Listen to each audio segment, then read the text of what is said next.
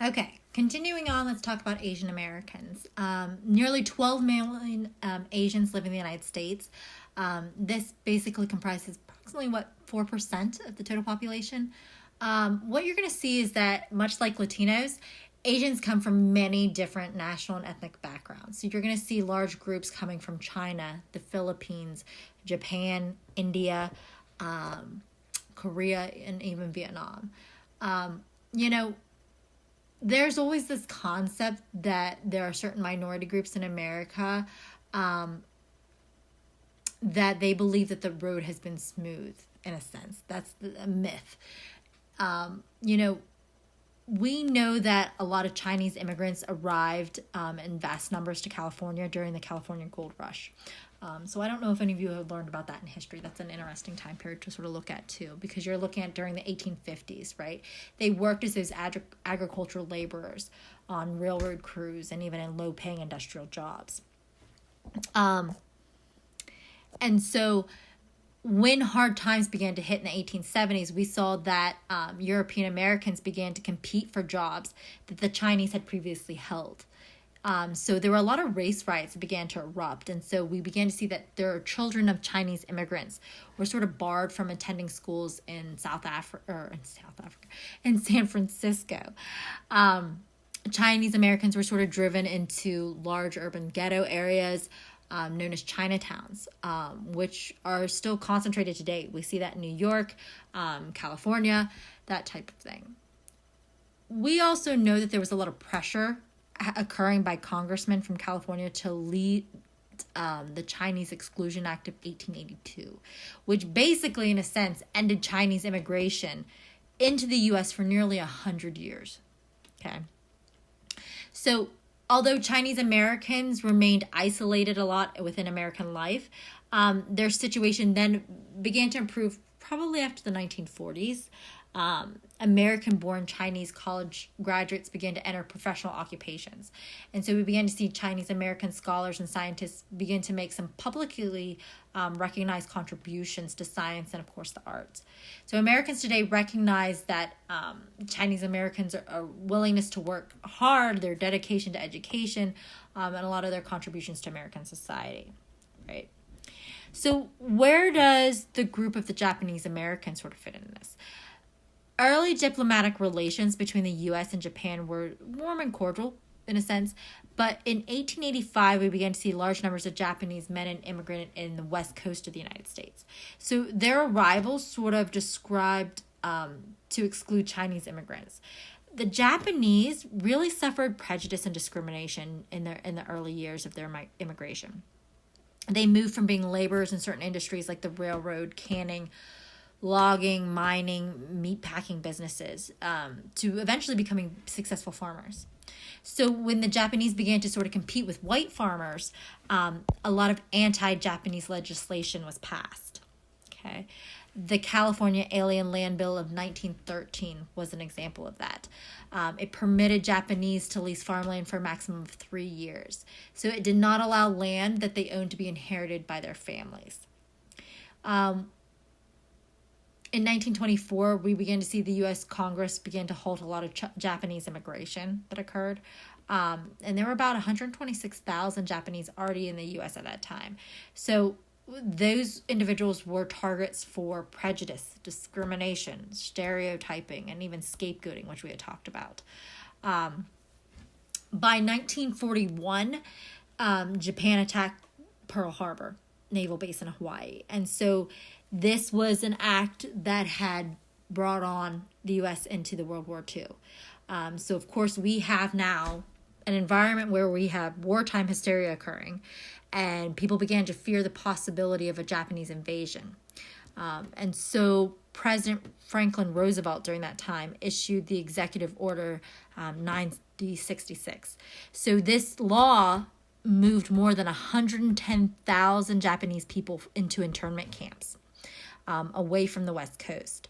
So when we look at this, historically, Japanese Americans had posed no security threat to World War II, right? During that time frame, immigrants from Germany and Italy were not relocated. even though their countries were also at war with the United States. So it's sort of interesting when we began to look at this, because those internment camps were caused many of these individuals to lose their homes and businesses as a result of that.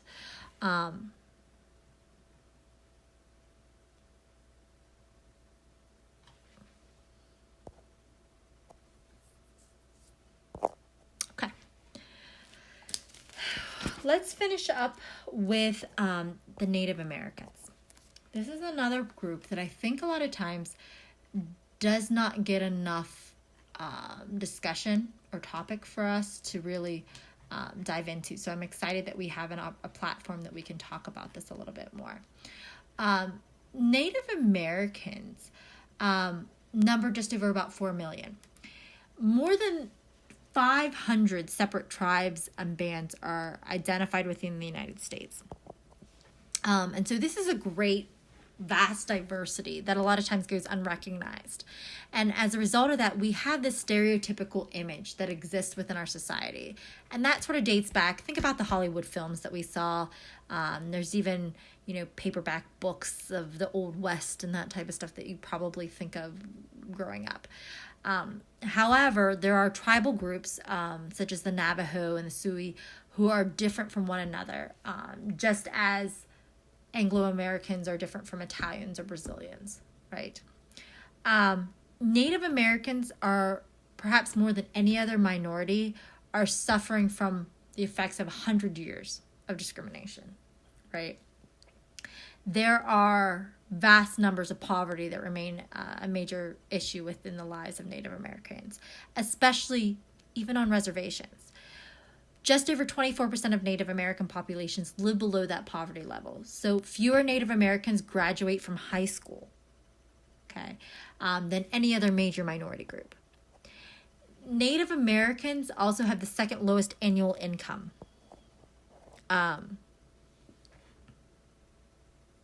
Of any minority group in the United States, which about 33,132. We do see that slightly more than 24% of all employed Native American people work in professional, managerial, and even certain other related occupations, right? Another 24% tend to hold in sales and office positions, and I'd say roughly 13% are in blue-collar jobs, construction, maintenance, that type of thing. And as of 2005, only one Native American served in Congress, okay? And that was as a member of the U.S. House of Representatives. There has been relatively some development on Native American reservations. You probably are more familiar with the concept of the casino-type gambling establishments. Native Americans gaming both on and off reservation grew rapidly as a huge industry. So in 2004, there were about 200 tribes that were operating 367 gaming facilities in the U.S., right? That revenue from those gamings within 1 year exceeded about $19 billion, right? So many Native Americans have begun to sort of embrace this concept of the gaming industry as a form of money and a source of income. A lot of these tribal governments also use that proceeds from that gaming to provide services back into economic and community development. There was a recent study that was conducted by Harvard University that began to look at the effects of gaming in the lives of Native Americans that were living on reservations. And what they found was that there was a growth in median household income for Native Americans that was about 6 times that of an overall U.S. growth rate. So unemployment began to decrease. We began to see that a slight on reservations with gaming and about 2.5% on reservations without gaming. So we began to see that there were some promising because the life of Native American reservations had to deal with a lot of challenges, but that some of these improvements of those lives in the areas of healthcare and education and income and housing were all improving slightly as they became more economically independent in that sense. If any of you are keeping up with the COVID-19 scenario, you can start to see studies that are done for individuals that are living on reservations and some of the concerns with some of the healthcare needs that are occurring there. So again, that would be another topic you guys could look at as current events. Okay. We're at the end. We're nearing the end, guys. When we look at the overall picture of race and ethnicity, we can see that there are still some pieces that have not fully played out, right? We know that there are still immigration issues. We know that there are still issues with affirmative action, right? The immigration debate is one in which it's going to continue. Even though we're dealing with the COVID-19 situation, prior to this, a lot of controversy had emerged in regards to the border wall that was being built as a prevention for certain immigration to occur. And so we see waves of which there are larger numbers of immigration that are occurring into the U.S. We also know that more immigrants live in the U.S. than any other time in the country's history. And so it's sort of important when we begin to look at tracing those trends and looking at where that immigration is occurring, what's happening in that particular culture. And of course, there are questions and people that argue, are there too many immigrants that are changing the feel of the United States is one of the arguments, right? There are obviously sociologists, and one of which is Alejandro Portes and Ruben Rombot. They said a consistent thread has been the fear that the alien element would somehow undermine the institutions of the country and would lead it down the path of the disintegration and decay. So we've seen that fear that sort of spread even so with this idea of immigration, and what that old fear has sort of created is the concept that there's political controversy that arises as a result of that. So that you're going to find immigration constantly being at the forefront of political issues, regardless historically from decades ago until current time. Affirmative action, I don't know if you've heard this term before. This occurs in our multicultural society because there's a lot of debate, right? When we're looking at the hiring, promotion, even the college admission practices that are implemented within our society, we're looking at the results of affirmative action. Are people being hired, fired, being in the workforce? As a result, how is that affecting this based off of race? And so we begin to see that certain qualified people have nothing to do with past inequality or are discriminated against. And so affirmative action attempts to stigmatize the people who benefit from it. It suggests that they hold their jobs because of race or sex rather than merit. And so affirmative action attempts to sort of negate that. We begin to look at why, does everybody have equal access to jobs as a part of that? And sort of looking at the legal ramifications of how certain public institutions can even look at race or sex in the hiring or college admission process or awarding contracts.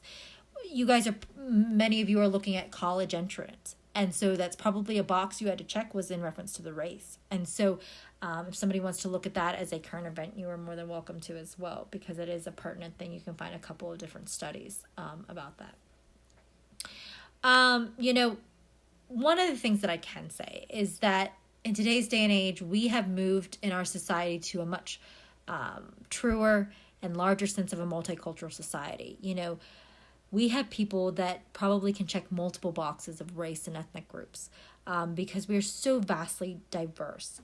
And one of the things that I really want to sort of drive into this chapter is the fact that racial categories are very much socially constructed, right?